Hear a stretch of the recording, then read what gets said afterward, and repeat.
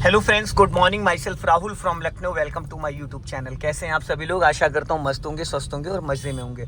सो दोस्तों, अगर आप मेरी चैनल पर नए हैं तो रेड बटन दबा के चैनल सब्सक्राइब कर लीजिए, बेल आइकन दबा के नोटिफिकेशन ऑन कर लीजिए, ताकि जो भी वीडियो मैं अपडेट करूँ उसका नोटिफिकेशन आपको हर दिन मिल सके और हर दिन कुछ न कुछ आप नया सीख सकें।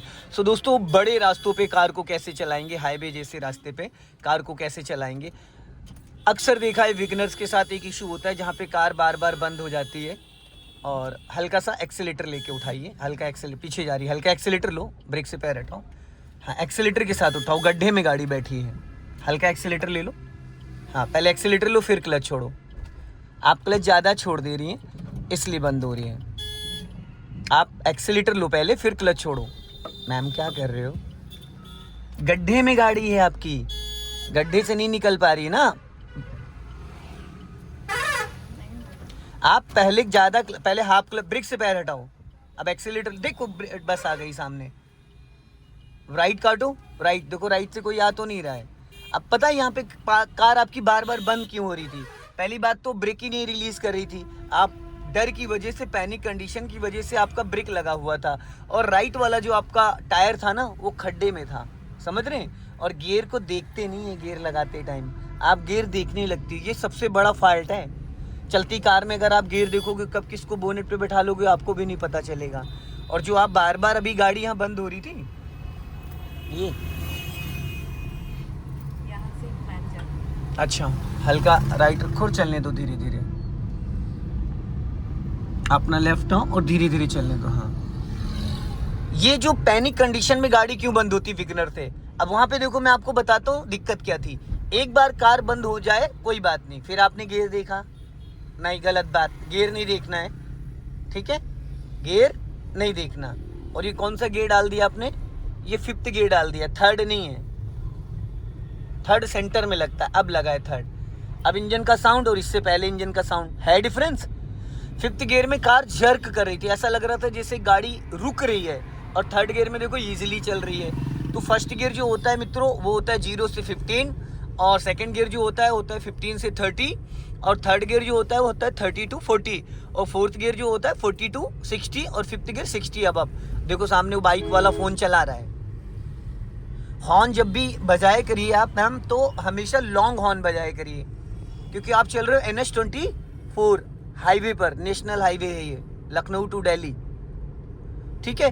तो इस रास्ते पे जब आप कार चलाओगे तो आपके अगल बगल से बहुत सारे लोग आएंगे। अब आपको इस रोड पे चलाना किस लाइन में है? लेफ्ट वाली लाइन में। राइट वाली जो लाइन है उसको प्रॉपरली आप फ्री छोड़ दो, ठीक है? इसलिए फ्री छोड़ दो ताकि जो व्यक्ति पीछे से फास्ट आए वो आपको डिस्टर्ब ना करे। अगर आप राइट वाली लाइन में चलोगे तो लोग आपको डिस्टर्ब करेंगे। अब यहाँ पे आप 4th गियर डालिए, गुड। और गियर बदलते वक्त राइट वाला पैर आपका कहाँ होना चाहिए मैडम? अभी कहाँ था? एक्सीलेटर पे। जो कमियां हैं वो मैं आपको बता रहा हूँ, ये फाइनल क्लास दे रहा हूँ मैं आपको। उसके बाद दुआओं में याद रखिएगा आप मुझे, ठीक है? जब आप गियर चेंज करते हो उस दौरान आपका राइट वाला पैर ब्रेक पे इसलिए होना चाहिए ताकि आपके माइंड में ब्रेक का कंटेंट क्लियर होना चाहिए। कभी भी एक्सीलेटर पे पैर रख के हम गियर नहीं चेंज करते हैं। अब इनको एक लॉन्ग हॉर्न प्रेस कर दो बस, ताकि उनको ये पता चल जाए, देखो वो बंदा गया साइड में, गया नहीं गया। अब अगर आपने इसको हॉर्न नहीं दिया होता तो ये उसी लाइन में चल रहा होता है। कभी भी अब अगर हम किसी को ओवरटेक करते तो सबसे पहला काम क्या है? उसको लॉन्ग हॉर्न देना। और इस तरीके के बड़े रास्तों पे जब आप चलते हो तो कम से कम 100 मीटर पहले एक लॉन्ग हॉर्न ऐसे बजाते हो, इसको बोलते हैं लॉन्ग हॉर्न। समझ गए? ये होता है लॉन्ग हॉर्न। वैसे तो हॉर्न गाली होती है, पर अगर आप हॉर्न बजा दोगे तो बंदा अलर्ट हो जाएगा। जैसे अभी देखो बाइक वाला एकदम से व्हाइट पट्टी के लेफ्ट चला गया, तो इसका मतलब क्या है कि भाई वो बंदा अलर्ट हो गया। अब आपको भी थोड़ा सा कोऑपरेट करना, थोड़ा उसने किया। अब पता चला अगला बंदा नहीं ध्यान दे रहा है और आपने हॉर्न भी नहीं दिया, और जैसे ही आप उसको ओवरटेक करे थे सडन उसने हल्का सा राइट दबा दिया बिना देखे। क्योंकि अक्सर आप देखोगे बाइक में और स्कूटी में लोग जो साइड मिरर होते हैं ना, साइड ग्लास, वो खोल के रख देते हैं। देखो भाई साहब बुलेट लेके जा रहे हैं, साइड मिरर इनके दोनों उतरे हुए हैं, इनको कैसे पता चलेगा कि इनके लेफ्ट में कोई आ रहा है? अब देखो यहाँ रोड मर्ज हो रहा है, खतरा लेफ्ट साइड से है, क्योंकि अगर कोई लेफ्ट साइड से बहुत तेजी से आ रहा होगा ना तो टकरा सकता है। तो ऐसी जगह जब भी आप निकलो तो एक चीज, एक बार नजर बहुत अच्छे से डालना है कि आपके लेफ्ट से कौन आ रहा है, राइट से कौन आ रहा है। ये जो छोटी छोटी बारीकियां हैं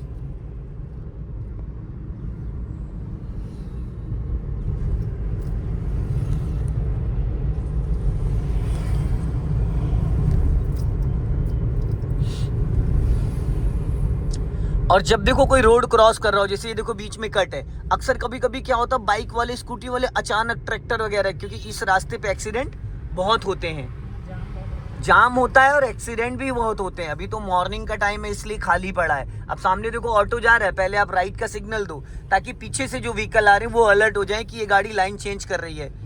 जब भी कभी आप लेफ्ट से राइट या राइट से लेफ्ट जाओगे 100 मीटर पहले सिग्नल दोगे। अब अगर आपको लाइन इसी लाइन में रखो अभी, क्योंकि उस लाइन में देखो ऑटो चल रहे हैं, और स्टीयरिंग को बड़े लाइटली हाथों से पकड़ो, बहुत ज़्यादा टाइट नहीं पकड़ना। जैसे आप रोटी बनाती हैं बेलन पकड़ के हल्के हाथों से, उसी तरीके से जितना इसको आप टाइट करोगे उतनी प्रॉब्लम होगी। राइट में चलना आप सेफ हो, सुरक्षित हो, ठीक है। लेकिन कभी कभी क्या होता है कि कट वगैरह होता है और यहाँ पे अचानक आप देखोगे कि लोग अचानक निकल आते, जहाँ पे कट भी नहीं वहाँ से लोग बाइक स्कूटी कुदाने लगते हैं, जानवर भी अचानक आ जाते हैं। ऐसे रास्तों पे हमेशा रेलिंग ग्रिल लगी होनी चाहिए, क्योंकि ये रास्ता ऐसा है कि इस पे ट्रक भी निकलते, बहुत फास्ट गाड़ियाँ निकलती। अब यहाँ पे स्लो डाउन कर लेना, क्योंकि कट है, यहाँ पे कोई भी कहीं से भी आ सकता है। थोड़ा पहले से प्लानिंग कर लेना, और गाड़ी अपनी राइट ही रखो, लहराओ मत। एक लॉन्ग हॉर्न बजाओ, कंटिन्यू हॉर्न पे हाथ रखे रहो, बस गुड, चलो निकाल लो। वैसे हॉर्न गाली है मैम, लेकिन हॉर्न नहीं दोगे तो लोग हटते नहीं, रुकते नहीं है। कुछ लोग ऐसे हैं जो देख रहे हैं कि गाड़ी आ रही है, एल भी लगा है, लेकिन फिर भी कोऑपरेट नहीं करते। तो आप अपनी कार को राइट में ही रखना, और 4th गियर में हो, चाहो तो आप स्पीड बढ़ा के 5th डाल सकते हो। 5th के लिए स्पीड आपकी 60 प्लस होनी चाहिए। कितनी? 60 प्लस। अब राइट वाला पैर ब्रेक पे लाओ और 12 o'clock पे स्लो कर लो। इधर से देखो ये ओवरटेक कर रहा है। अगर जरा सा भी गाड़ी आपकी लहराई तो दिक्कत हो जाएगी। क्यों? क्योंकि इन सब रास्तों पे लोग सटा के निकालते हैं। अब उसकी स्पीड कम से कम 80 प्लस है। सामने नेक्सॉन गई है EV 80 plus. Slow slow slow slow देखो कूदने के लिए तैयार है।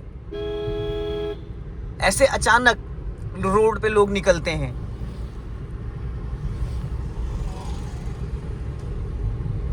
दोस्तों बड़े रास्तों पे कार चलाना बहुत इजी है, पर इस तरीके के रास्तों पे चलाना टफ है, जहाँ पे लोग अचानक, जहाँ पे गांव वाला एरिया या बस्ती है या मार्केट है, तो ऐसे रोडों पे कोई भी पैदल वाला बंदा, कुछ लोग तो साइकिल वाइकिल कंधे पे रख के निकल आते हैं, रोड क्रॉस कर लेते हैं। तो यहाँ पे क्या है ना कि हमें पता लगता है कि कोई नहीं आएगा, लेकिन सडन अचानक कैसे लोग आ जाते हैं पता ही नहीं चलता है।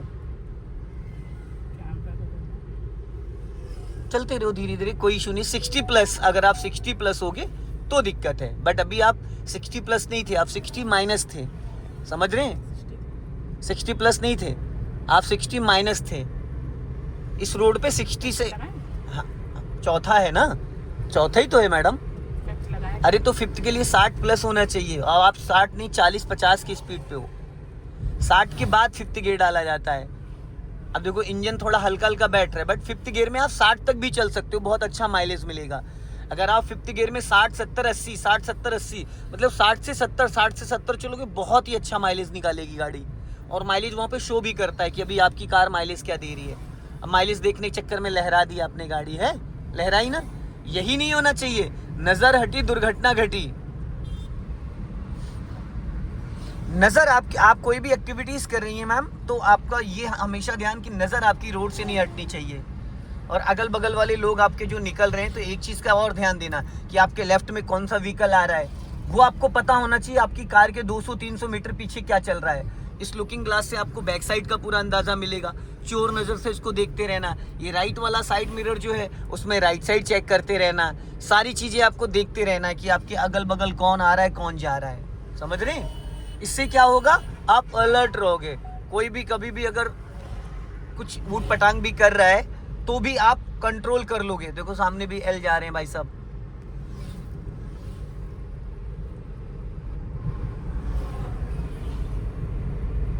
शाहजहांपुर यूपी 27।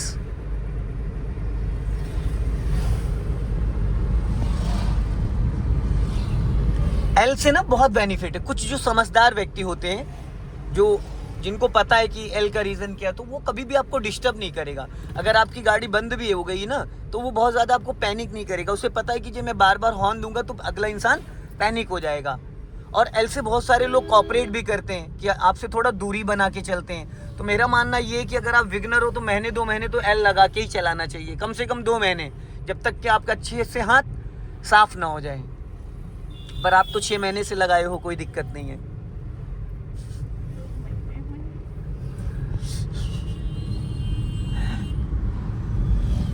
देखो सामने रोड क्रॉस हो रहा है, स्पीड डाउन करो और गियर डाउन करो। मैडम गियर नहीं देखते हैं, गियर नहीं देखते हैं, आप देखने लगते हो। थर्ड गियर करना था, थर्ड आपने डायरेक्ट। अब स्पीड देखो आपकी ज़्यादा थी, स्लो करो। और ऐसा पता है आप हॉर्न नहीं बजाती हो। ये देखो हुए झटका आया ना, क्योंकि डायरेक्ट आपने 50 से सेकंड डाल दिया है। डाला, आपको क्या करना था, जब अभी आपने सेकंड डाला था तो आपको ब्रेक से स्पीड पता है कितनी कम करनी थी, 20 माइनस। जब आप 20 माइनस ब्रेक से स्पीड कम कर रही थी, फिर क्लच छोड़ती, तो जो जर्क आया था ये नहीं आता।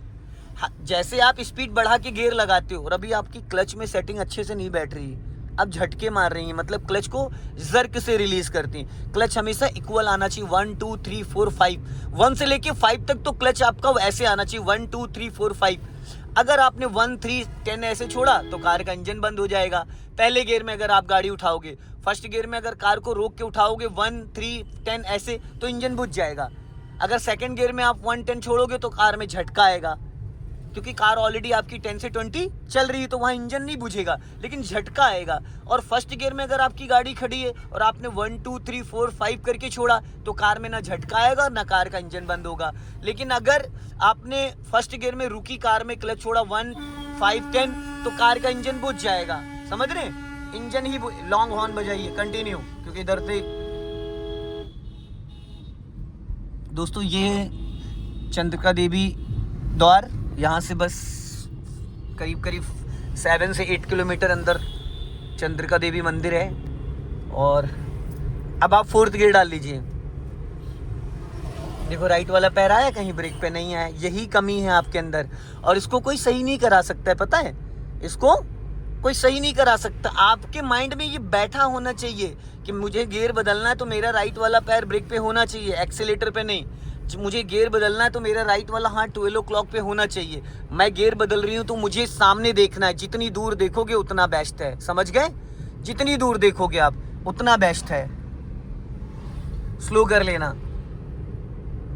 अभी स्पीड कम करो, पहले से गाड़ी कंट्रोल करो। देख लो सामने ट्राला निकल रहा है, और स्पीड कम करो। चलो बजाने दो गियर। स्पीड किससे कम होती देवी जी? हाँ